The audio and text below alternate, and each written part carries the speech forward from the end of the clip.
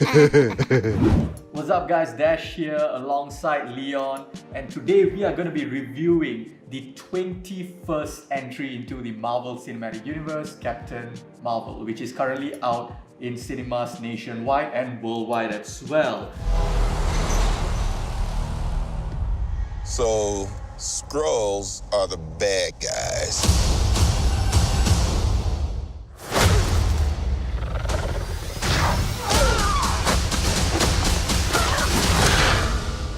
And you're a Kree, a race of noble warriors. Heroes. Noble warrior heroes. So this is pretty much Marvel's first female-led superhero movie. So Captain Marvel, basically, it stars Brie Larson as Captain Marvel, aka Carol Danvers, and it also stars Samuel L. Jackson as Nick Fury. It has a bunch of other people like Ben Mendelsohn as Talos, which is the Skrull leader. There's also Jude Law, Annette Bening, Lashana Lynch, and even Clark Gregg, whom we all know as Agent Phil Coulson.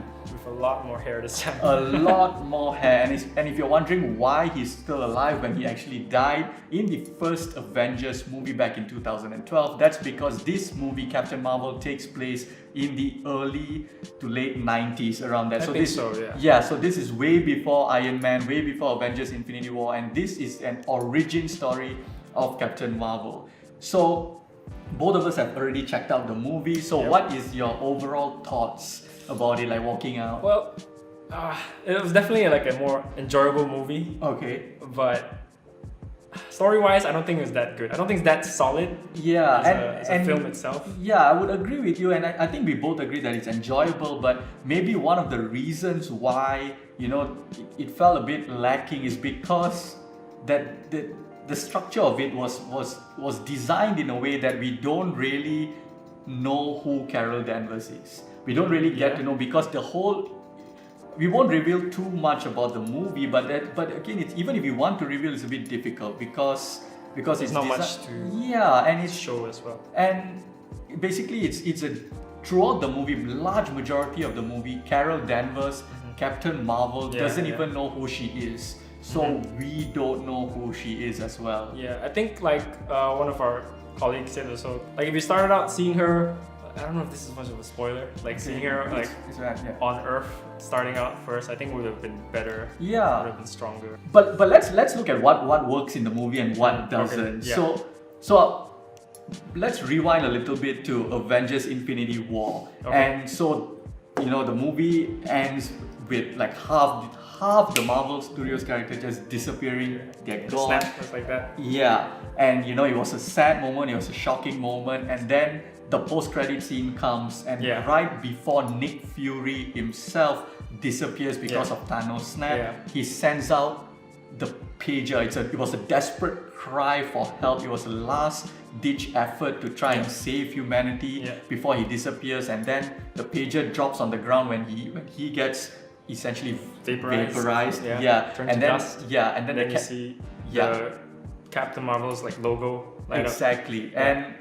so I think what this movie had to do was show us that Captain Marvel, like because this was like Nick Fury desperately, he lost all hope. We have all of us lost hope, and like this was like, okay, now we need to call someone like our final beacon of hope, and do you think I think this movie needed to show why Captain Marvel is so important? Do you think on that front it succeeded? Yes, I think it definitely showed how powerful she can be. Yeah.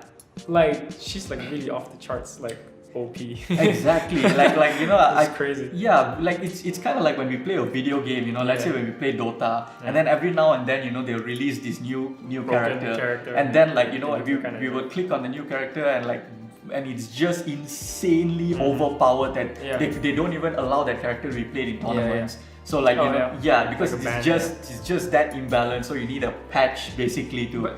But like so far, I don't know, from the movie we've seen, like I don't know if she's able to stand up to Thanos so far. If you see how Thanos took down every one of them in the Avengers. I don't think it'll be that easy. I don't think she can just go and like and Thanos is doomed. But I think Thanos certainly doesn't. He has no clue what's about to hit him. I think it depends on what happens to the gauntlet. Yeah. After he snapped, it kind of just like short-circuited. But we'll have to see what happens. Yeah, I agree with you. I don't think it's going to be easy to take on Thanos, sure. but I think there is definitely a refreshed amount of hope based in terms of powers, based on what we see in Captain Marvel. Because even at the start of the movie, and this is before she removes the shackles and for sure. like becomes this fiery, like unleashes the Photons, fiery light. beast. Crazy. Even then, even when she hasn't like evolved yet. Yeah. She takes on like 10, 20 people with somewhat easily.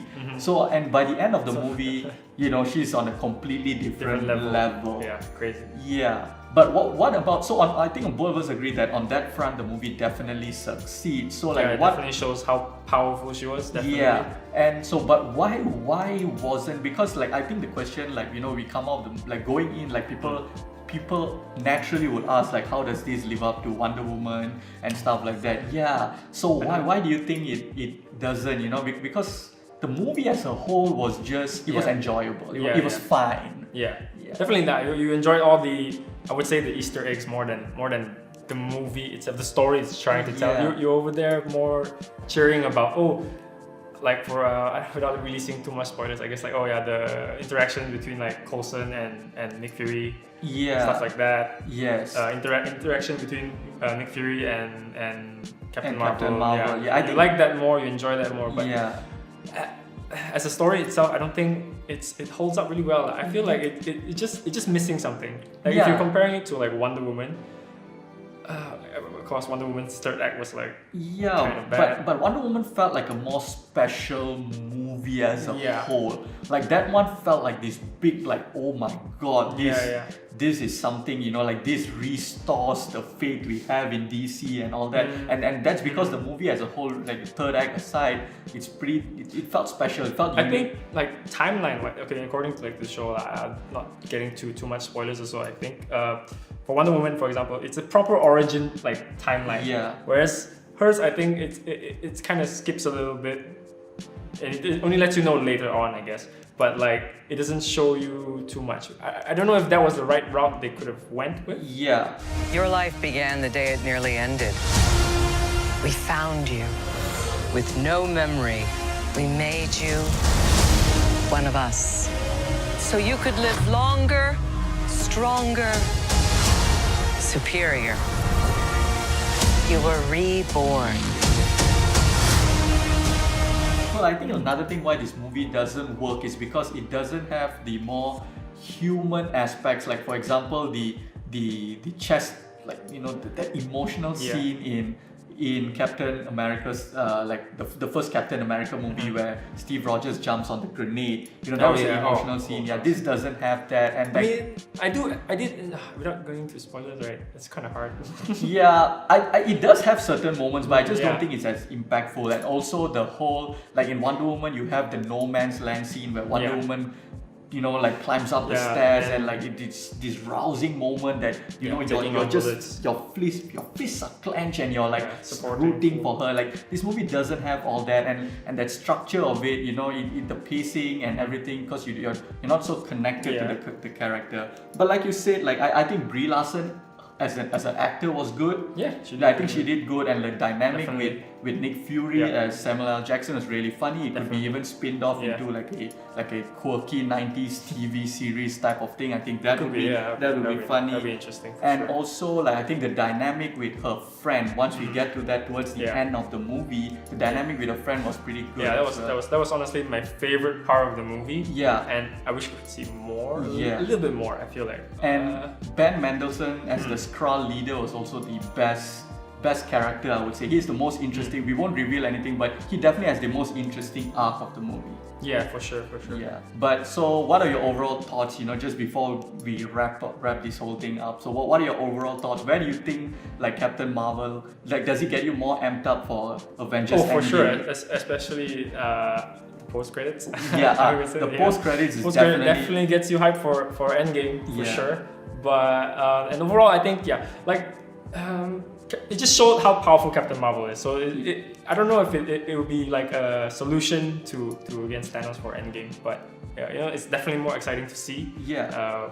I guess we'll have to find out. Yeah, I'm right there with you. I think this is a very enjoyable movie, definitely worth watching. It's if you ask me how it ranks among, like, it's no Civil War, it's no Black Panther, sure, yeah. it's no Winter Soldier and all that, but it's still a kickback and enjoy Marvel movie along the lines of, let's say, Ant-Man 2 and all that. It's more of the mid-level enjoyable Marvel movie. So it definitely serves very well as like an intermission between the two Infinity War movies. Yes. So guys, do check out Captain Marvel in cinemas. Both of us give it a thumbs up for sure. It's a good. It gets you hyped for Avengers Endgame. It has a lot of issues, but it's still enjoyable. It's fun. It's worth watching. So do check it out in cinemas. I'm Dash. This is Leon. Until next time. Bye bye.